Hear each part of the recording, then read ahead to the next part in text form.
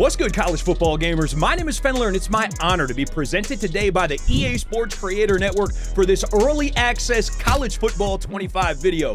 Keep in mind that everything you see here today has been captured on a pre-release build and is indeed still a work in progress. For this early access video, I wanted to get a very first look at the brand new game mode, the Road to the College Football Playoff.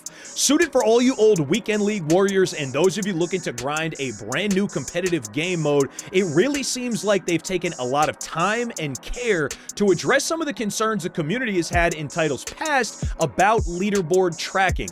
Now, we won't know until there are other people online to play against, but at minimum, we can take a look at the user interface and learn what we can. Check it out. So obviously a lot of the hype around College Football 25 is getting excited for Dynasty mode. It's been 11 years. What are they going to do with it? Road to Glory is in the same vein. We know what Ultimate Team is in general, but curious to see what that looks like with a College Football 25 spin on it. The one game mode truly brand new top to bottom is the Road to the College Football Playoff. Now keep in mind, like I said, there's nobody actually on the game, so it's not like I could play a game in this mode just yet, at least, but just by looking at the user interface, I feel like we're able to learn a lot that we didn't know for sure just yet. So here goes the opening screen. Once you enter the mode, it'll show you up top there your win-loss record. Mine are all empty. Looks like they're tracking about 10 games there apiece. And over to the right, you see my Road to the College Football Playoff ranking, which at this point, no games played, is Recruit. Now, I was worried in the weeks leading up to the game. Every time this came up in conversation on stream, I would share my concern that I'm just worried that this is going to wind up being Georgia versus Georgia, a lot of mirror matches, and folks generally picking between the top 5 available teams, let's say. And it seems like they've addressed that specific concern. Because if you look in the top left, you'll see any tier. We have our teams filtered by any tier, but they've broken out the teams into 3 separate levels, tiers 1 through 3. Tier 1 is relatively short, sweet, and to the point. These are going to be the absolute best teams in the game. Alabama, Clemson, Florida State, Georgia, LSU, Michigan, Notre Dame, Ohio State, Oregon, Texas, and back up top to Alabama, separate from Tier 2 teams, starting with Air Force. Get a quick scroll in here. I saw Colorado in there. There's the Buffaloes. Saw the Gators in here at Tier 2.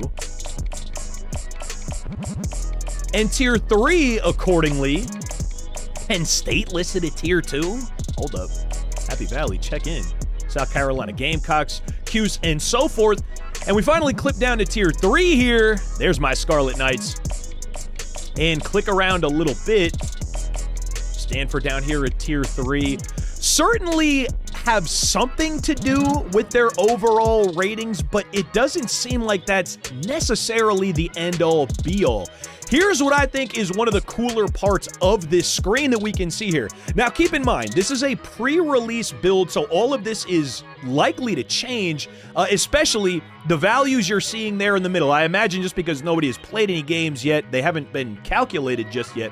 But what I'm getting from this potential ranking graphic there in the middle of your screen is that it will be more risky to play with the Tier 1 team and lose, for example, to a Tier 3 team, which seems like it'll incentivize players to use not just the top, not just Bama and Georgia and Ohio State. I think this encourages some variety in playstyle and just the teams that you're going to encounter in this mode, and also introduces a little bit of strategy. What tier is going to be the sweet spot between putting yourself in a good position to win games and also maximizing your point payout for wins? Obviously, a Tier 1 team going to give you a much better chance comparatively to win the game, but man, oh man, getting a big upset with a Tier 3 for a fat point balance and just seeing your ranking skyrocket as a result of some pretty good play on your part is going to be awesome. I can't wait for it. It was my main concern that this mode was just going to be nothing but mirror matches. It seems like the tier system addresses that concern.